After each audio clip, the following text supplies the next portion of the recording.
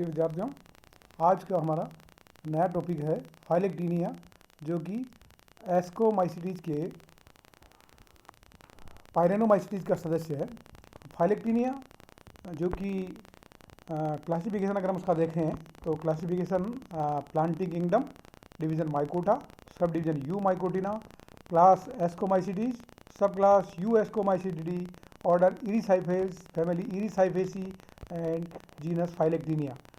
फाइलेक्टीनिया जिसका vegetative mycelium, hyaline, septate और host के सरफेस पर एप्रिशोरियम के द्वारा, जो कि हाइपल कोशिकाओं के द्वारा ये पौधे के उत्तकों से अपना भोजन प्राप्त करता है। इसके अंदर कोनिडियल स्टेज जिसके अंदर ओइडियम बनते हैं, कोनिडिया इसके हाईलाइन होते हैं और आर्थ्रोस्पोर के रूप में बनते हैं जो कि जॉइंटेड होते हैं और चेन के अंदर तला विसारी क्रम में बनते हैं।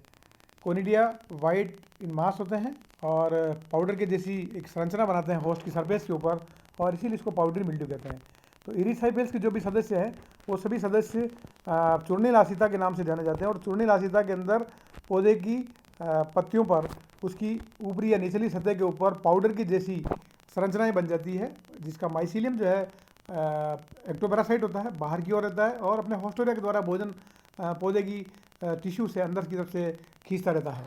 सो it is called as powdery mildew and phyllactinia is one of them. Phyllactinia की अगर अक्रेंस देखें हम, number of species of phyllactinia and which the commonest phyllactinia is the phyllactinia dalbergiae. Dalbergia sissoo, और जिसको हम कह सकते हैं सफ़ेद शीशम के ऊपर, उसकी पत्तियों के ऊपर फाइलेक्टीनिया दलबर्जियाई नामक जीनस पाया जाता है, और ये फाइलेक्टीनिया के सबसे अच्छा उदाहरण है। और ये शीशम के अंदर चूर्णिलासिता नामक रोग करता है, जिसका रोग कारक फाइलेक्टीनिया दलबर्जियाई है। इसके स्पेसिमेन विंटर सीजन के अंदर जब पत्तियां नीचे गिरना शुरू होती है तब इसको कलेक्शन किया जा सकता है। ये एक ऑब्लिगेट पैरासाइट के रूप में, या हम जिसको कह सकते हैं अविकल्पी परजीवी के रूप में ये पाया जाता है। Phyllactinia guttata is the another species of erysiphaceae family. It is plant pathogen distributed in temperate region. ये समशीतोष्ण भागों के अंदर ये मेंबर पाया जाता है फाइलेक्टीनिया गटाटा, जो कि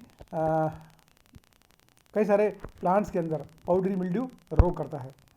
अगर हम इसका वेजिटेटिव स्ट्रक्चर देखें, इसका माइसीलियम जो है पत्ती की सरफेस के ऊपर सफ़ेद रिंग्स के ऊपर रूप में ग्रो करता है। हाइपी इसकी जो है वो होस्टोरिया के माध्यम से जो है अपना भोजन खींचती है, और ये होस्टोरिया जो है पौधे के स्टोमेटा से अंदर घुस जाते हैं यहाँ से, और अंदर जाकर के ये हाइपल सेल जो है आगे जाकर के एक होस्टोरिया बनाती है, और ये होस्ट से भोजन खींच करके ऊपर की तरफ सरफेस के ऊपर जो है फंजाई की ग्रोथ को आगे बढ़ाती है। Its hyphae are hyaline, branched and septate. This form a white mat on the surface of leaf. पत्ती की सरफेस के ऊपर सफ़ेद एक जाल बुन देती है, और ये रंगहीन जिसको हम कह सकते हैं कांचाब होती है, ब्रांच्ड होती है, और इनके अंदर जो है सेप्टम पाया जाता है। अगर इसका हम अलैंगिक जनन देखें तो फंगस अलैंगिक जनन के दौरान एक कोशिकीय हाइलाइन कोनिडिया का निर्माण करती है। कोनिडिया की वाल जो है दो लेयर्ड होती है। ऊपर की लेयर जो है स्मूथ और थिन होती है, जबकि इनर की लेयर होती है थोड़ी बड़ी होती है। उनके ऊपर टूथ में मार्किंग होती है सरफेस के ऊपर। इस कोनिडिया जो है ये लॉन्ग कोनिडियोफोर के ऊपर एकल रूप में बनते हैं, और स्टोमेटा के द्वारा, होस्ट के स्टोमेटा के द्वारा जो ये ऊपर की तरफ जो है बाहर दिखाई देते हैं। कोनिडिया जो है वो इलोंगेटेड, स्पिंडल शेप्ड और ब्लंट एंड के साथ होते हैं। कोनिडियम जो है कोनिडियोफोर से नीचे गिर जाता है, और गिर करके सबटर्मिनल सेल जो है आगे डिवाइड करती है, फिर कोनिडियम बनाती है। तो लगातार जो है सबटर्मिनल सेल के द्वारा कोनिडिया का निर्माण होता रहता है, और कोनिडिया जो है पत्ती की सरफेस के ऊपर गिरता रहता है। ये कोनिडिया हमेशा सामान्यतः सिंगली बनते हैं, कोई इसके अंदर चेन नहीं बनती है, और ये कोनिडिया जो है सरफेस के ऊपर गिर करके और एक वाइट पाउडरी मास बनाता है, और इसी कारण से इसको हम पाउडरी मिल्ड्यू या चूर्णिलासिता भी कहते हैं। आप देख सकते हैं यहाँ पर किस प्रकार से ये माइसीलियम जो कि ऊपर की तरफ ग्रो कर गया, इसको हम कोनिडियोफोर कहते हैं, और कोनिडियोफोर के ऊपर यहाँ पर एक सब टर्मिनल सेल बनती है। सब टर्मिनल सेल के ऊपर की ओर कोनिडियम का निर्माण होता है। यहाँ पर दोनों तरफ कोनिडियम दिखाए गए हैं, और ये इसका माइसीलियम है जो कि ग्रो कर रहा है सरफेस के ऊपर। तो कोनिडियम जो कि एक कल रूप के अंदर सिंगल कोनिडिया के रूप में कोनिडियोफोर की ऊपर की टिप पे बनते हैं। सेक्सुअल रिप्रोडक्शन और लैंगिक जनन। The sexual reproduction occurs in later summer, गर्मी के लेट सीजन के अंदर जो है लैंगिक जनन होता है, जिसमें हाइपी जो है वो एक्टोफाइटिक होती है। कोनिडिया जो है वो प्रोडक्शन जो है सेक्सुअल रिप्रोडक्शन के पहले बंद हो जाता है, और सेक्सुअल रिप्रोडक्शन के फलस्वरूप इसके अंदर जो है क्लिस्टोथीसिया का निर्माण होता है, जो कि एक ब्लैक बॉल और हम कह सकते हैं एक क्लोज्ड एक बॉडी होती है, जो कि इसकी परफेक्ट स्टेज के रूप में पत्ती के सरफेस पर कोनिडिया के स्थान पर बनती है। लैंगिक जनन के दौरान इसमें दो सेक्स ऑर्गन बनते हैं, जिसको हम एंथ्रीडिया और एस्कोगोनिया कहते हैं। एस्कोगोनिया जो कि मादा जननांग होता है, एंथ्रीडिया नर जननांग होता है। लैंगिक जनन के दौरान तीन मुख्य स्टेज होती है, जिसको हम प्लाज्मोगेमी, कैरियोगेमी और मियोसिस कहते हैं। प्लाज्मोगेमी जो कि दोनों सेक्स ऑर्गन के आपस में कांटेक्ट के द्वारा, जिसको हम गेमिटेंजियल कांटेक्ट कहते हैं, इसके द्वारा प्लाज्मोगेमी की प्रक्रिया संपन्न होती है। और प्लाज्मोगेमी की प्रक्रिया के द्वारा एस्कोगोनियम के अंदर मेल न्यूक्लियस ट्रांसफर हो जाते हैं, और मेल न्यूक्लियस ट्रांसफर होने के बाद में एस्कोगोनियम से एक एस्कोजिनस हाइपी का निर्माण होता है, जिसके अंदर दोनों लोग केंद्रक जोड़े के अंदर ट्रांसफर हो जाते हैं और प्रत्येक केंद्रक डिवाइड करके, और वो एक एस्कस मदर सेल का निर्माण करती हैं, जिस एस्को मदर सेल के अंदर कैरियोगेमी, और जिसको हम कह सकते हैं फ्यूजन, न्यूक्लियस का फ्यूजन हो जाता है, और न्यूक्लियस के फ्यूजन होने के साथ ही जाइगोट का निर्माण हो जाता है। ये जाइगोट मियोसिस के द्वारा आगे चल करके एस्काई, जिसके अंदर 8 एस्कोस्पोर का निर्माण होता है। The vegetative hyphae grows around the sexual apparatus, जो कि सेक्सुअल ऑर्गन्स जो ग्रो कर रही होती है उसके आसपास की जो वेजिटेटिव हाइपी होती है, वो आपस में एक दूसरे से गुथ करके एक सूडो पैरेन्काइमेटस टिश्यू का निर्माण कर सकती है, और सूडो पैरेन्काइमेटस टिश्यू का निर्माण करके और आगे चल करके वो एक फूडिंग बॉडी का निर्माण कर लेती है, जिसके अंदर एसआई और एस्कोस्पोर पाए जाते हैं, जिसको हम क्लिस्टोथीसियम कहते हैं।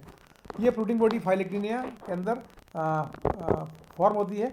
फाइलेक्टिनिया कोराइलिया के अंदर, ये मोरस एल्बा के अंदर जो है भी बनती है, और ये जब पत्तियाँ नीचे गिर जाती है तो इन पत्तियों की बॉडी के ऊपर, पत्तियों के सरफेस के ऊपर आपको ब्लैक डॉट आल्पिन के हेड के आकार के कई सारे क्लिस्टोथीसिया उस पर दिखाई देते हैं। ये आप देख सकते हैं सेक्सुअल ऑर्गन्स किस प्रकार से बनते हैं। इसके अंदर ये नर जननांग है, ये मादा जननांग है। नर जननांग को हम एंथ्रीडियम कहते हैं, मादा जननांग को हम एस्कोगोनियम कहते हैं। यहाँ पर इसके अंदर कैरियोगेमी की प्रक्रिया संपन्न होती है, कैरियोगेमी की प्लाज्मोगेमी की प्रक्रिया संपन्न होती है। प्लाज्मोगेमी संपन्न होने के साथ ही इसके अंदर एस्कोजिनस हाइपी का निर्माण होता है, और एस्कोजिनस हाइपी के द्वारा इसके अंदर एसआई और एस्कोस्पोर बनते हैं। आगे चल करके आप देखेंगे किस प्रकार से इसके अंदर आगे चल करके एस्कोजिनस हाइपी के द्वारा अंदर की तरफ एस्कस और एस्कोस्पोर बनते हैं। हालांकि इसके अंदर प्रत्येक के अंदर 8 एस्कोस्पोर होते हैं, लेकिन मैच्योरिटी के अंदर उसमें केवल 2 एस्कोस्पोर बचते हैं और 6 एस्कोस्पोर जो है वो डिजॉल्व हो जाते हैं। तो इसकी जो फ्रूटिंग बॉडी बनती है इसको हम क्लिस्टोथीसियम कहते हैं, और क्लिस्टोथीसियम के अंदर की और कई सारी एसआई पड़ी रहती है। इन एसआई के अंदर प्रत्येक के अंदर 2-2 एस्कोस्पोर ही पाए जाते हैं मैच्योरिटी के ऊपर, बाकी जो है वो एस्कोस्पोर डिजेनरेट हो जाते हैं, और इसीलिए इसके अंदर जो 2 एस्कोस्पोर होते हैं वो आकार में बड़े होते हैं, और 6 एस्कोस्पोर इसके अंदर डिजेनरेट हो जाते हैं। Cleistothecium the fruiting body is visible to naked eye as black dots, जैसा कि मैंने आपको बताया काले डॉट्स के रूप में इसकी पत्तियों की सरफेस के ऊपर दिखाई देती है। फ्रूटिंग बॉडी राउंडेड होती है, बॉल लाइक स्ट्रक्चर होते हैं, विदाउट एनी ओपनिंग होते हैं, जिनके ऊपर कोई भी ओपनिंग नहीं होती है, ग्लोबस स्ट्रक्चर के अंदर होती है। और फ्रूटिंग बॉडी जो अपने अपेंडिसेस के द्वारा, अपने उपांगों के द्वारा ये पत्ती की सरफेस के ऊपर चिपके रहते हैं। क्लिस्टोथीसियम जो कि फाइलेक्टिनिया के अंदर पर्टिकुलरली इसके जो अपेंडिसेस होते हैं उनके आधार खुले हुए रहते हैं। ये पहचानने का एक तरीका है कि फाइलेक्टिनिया को कैसे पहचानेंगे, तो फाइलेक्टिनिया का क्लिस्टोथीसियम अगर आप देखेंगे तो उसके अंदर उसके अपेंडेजेस जो है वो नीचे आधार पर खुले हुए रहते हैं, बल्बस बेस वाले होते हैं। इसी के आधार पर पहचानते हैं कि ये फाइलेक्टिनिया है। इसी प्रकार से इरिस हाइपिल के अंदर कई सारे और भी पाउडरी मिल्ट्यू के मेंबर्स हैं जो कि अपने अपेंडेज के द्वारा पहचाने जाते हैं। जैसे एंसिनुला के अंदर जो है उसके अपेंडेज होते हैं वो कोल्ड होते हैं, इरिस हाइपी के अंदर से अपेंडेज उसके सीधे होते हैं। तो जितने भी पाउडरी मिल्ट्यू के मेंबर्स हैं उनको क्लिस्टोथीसियम के ऊपर पाए जाने वाले अपेंडेजेस के आधार पर पहचाना जाता है। The wall of cleistothecium is pseudoparenchymatous. There are many SI within each cleistothecium. प्रत्येक एस्कस के अंदर 2 से 4 एस्कोस्पोर होते हैं। जैसा कि मैंने बताया आपको जनरली 8 होते हैं, लेकिन उसमें से 6 लगभग डीजनरेट किए जाते हैं और सामान्यतः प्रत्येक एसआई के अंदर 2 ही एस्कोस्पोर पाए जाते हैं। ये आप देख सकते हैं, इसका बॉडी देख सकते हैं, क्लिस्टोथीसियम का ब्लैक बॉडी होता है, ये पूरा दिखाया गया बॉडी, और इसके ऊपर ये अपेंडेजेस शो कर रखे हैं आपको, और अपेंडेजेस का आधार खुला हुआ दिखाई देता है आपको। इससे पहचाना जाता है कि ये फाइलेक्टीनिया है। तो फाइलेक्टीनिया को पहचानने के लिए उसके क्लिस्टोथीसियम के अपेंडेजेस को कैरेक्टरिस्टिक को आइडेंटिफाई किया जाता है। ये फाइलेक्टीनिया के जो क्लिस्टोथीसियम है, जैसा कि मैंने आपको बताया कि ये इसमें अपेंडेजेस बल्बस बेस वाले होते हैं, और ये जब सूखने लग जाते हैं तो ये डाउनवर्ड हो जाते हैं। डाउनवर्ड होने के साथ में ये अपेंडेजेस जो है वो क्लिस्टोथीसियम की बॉडी को रप्चर कर देते हैं, और रप्चर करने के साथ ही जो है ये क्लिस्टोथीसियम टूट जाता है, और टूटने के साथ ही अंदर की तरफ से जो एसआई और एस्कोस्पोर होते हैं वो बाहर आ जाते हैं, और एसआई में से एस्कोस्पोर बाहर आकर के डिस्चार्ज हो जाते हैं, और डिस्चार्ज होने के साथ ही ये एस्कस जो है अपने एस्कोस्पोर को हैप्लॉइड यूनिसेलुलर कोशिका के रूप में बाहर रिलीज कर देती है, और रिलीज करने के साथ ही जब वो अंकुरित होते हैं तो अंकुरित होकर के नए माइसीलियम का निर्माण करते हैं पत्ती की सरफेस के ऊपर। आप देख सकते हैं यहाँ पर किस प्रकार से क्लिस्टोथीसियम जो है वो कलर उसमें दिखाया गया है। ये इसका क्लिस्टोथीसियम की बॉडी है, इसके ऊपर ये सारे बैंडेज दिखाए गए जिनके आधार खुले हुए दिखाई दे रहे हैं सारे, और इसकी बॉडी के अंदर की ओर जैसा कि आप जानते हैं केवल कई सारी ऐसा ही पाई जाती है, ऐसा ही है जिसके अंदर 2 एस्कोस्पोर दिखाए गए हैं, और बाकी इसका ये पूरा अपेंडेज दिखाया गया जिसका आधार खुला हुआ है, और ये सामान्य जो इसका अपेंडेज है। तो क्लिस्टोथीसियम फाइलेक्टीनिया का इस प्रकार पे हम पहचान सकते हैं। अगर इसका लाइफ साइकिल देखें तो लाइफ साइकिल के अंदर एसेक्सुअल और सेक्सुअल रिप्रोडक्शन होता है, जैसा कि चित्र में दिखाया गया है। ऊपर एसेक्सुअल रिप्रोडक्शन दिखाया गया है, नीचे सेक्सुअल रिप्रोडक्शन दिखाया गया है। एसेक्सुअल रिप्रोडक्शन के अंदर इसमें कोरिडिया बनते हैं जो कि कोरिडियोफोर के ऊपर लगे रहते हैं। अंकुरण के द्वारा पुनः ये फाइलेक्टीनिया का माइसीलियम बनाते हैं। लैंगिक जनन इसके अंदर एंथ्रीडियम और एस्कोगोनियम बनता है। एंथ्रीडियम और एस्कोगोनियम के अंदर जो है प्लाज्मोगेमी संपन्न होती है, डाइग्रेन बनता है। डाइग्रेन के द्वारा इसके अंदर एस्कोगोनियम के अंदर एस्कोजिनस हाइबी बनती है। एस्कोजिनस हाइबी के अंदर फर्टिलाइजेशन होता है एस्कस मदर सेल के अंदर, और एस्कस मदर सेल के अंदर जो डिप्लॉइड न्यूक्लियस होता है उसमें विभाजन से मियोसिस होता है। मियोसिस से एस्कोस्पोर का निर्माण होता है, और एस्कोस्पोर अंकुरित करके पुनः इसका नवजात माइसीलियम का निर्माण करते हैं।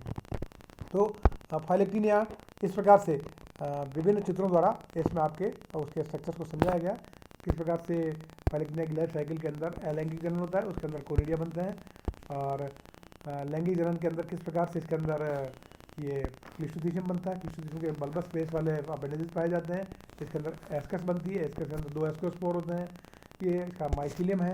तो ये सारी चीज़ें इसके अंदर आपको चित्र के द्वारा समझाई गई है। तो फाइलेक्टीनिया एक चूर्णिल आसिता के रूप में एक एस्कोमाइसीटीज का एक सदस्य है, और इसके द्वारा सीसम के अंदर दलबर्जिया सीसू, जिसको हम सफ़ेद सीसम कहते हैं, उसके अंदर पाउडरी मिल्ड्यू नामक रोग का फैलाव किया जाता है। धन्यवाद।